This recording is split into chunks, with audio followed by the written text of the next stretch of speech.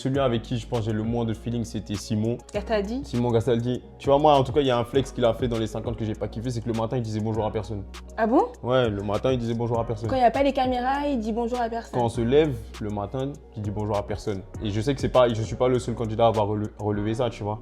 Ça, je trouve ça bizarre. On s'est embrouillé aussi une fois pendant le tournage. Donc, c'est juste ce flex-là avec lui, je kiffe pas. Après, sur les réseaux, tu vois, après, il a fait des lives sur TikTok où il disait que, à part Enzo, les autres ont servi à rien dans la team Azul, ce genre de truc. Bref, il y a quelques flex chez lui que je kiffe pas. Donc, si j'ai un candidat avec qui j'ai le moins d'affinité, ce serait lui. Et avec qui tu t'es le plus entendu? Vraiment un coup de cœur. Coup de cœur, Enzo. Enzo, c'est vraiment mon gars jusqu'à aujourd'hui. Tu vois, on était à Bali encore ensemble il y a quelques jours.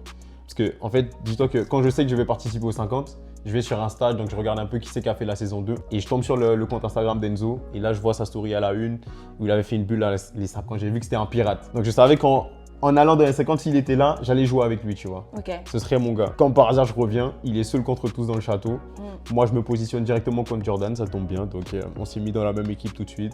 On a joué ensemble et au final, c'est quelqu'un que j'apprécie réellement humainement, tu vois. Mais c'est vrai que sur les réseaux sociaux, on voit que votre duo, il a vraiment plu aux téléspectateurs. Ouais, bah, je pense que on est vrai, on est entier en fait, c'est juste ça. On se cache pas, on dit ce qu'on pense, mais on n'a pas peur d'aller au front. Je pense que c'est ce que les gens ont kiffé, en tout cas, c'est ce qui ressort le plus. Vous n'étiez pas des personnages qui calculaient les choses. Vous n'aviez pas peur de dire ce que vous pensiez aux grosses têtes de l'émission. Regarde comment je reviens.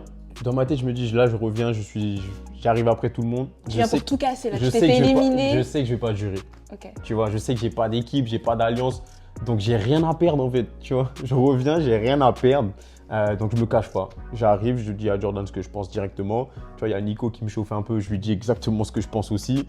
Pareil, l'embrouille avec Simon. Franchement, à ce moment-là, je calcule rien du tout. Je suis en roue libre.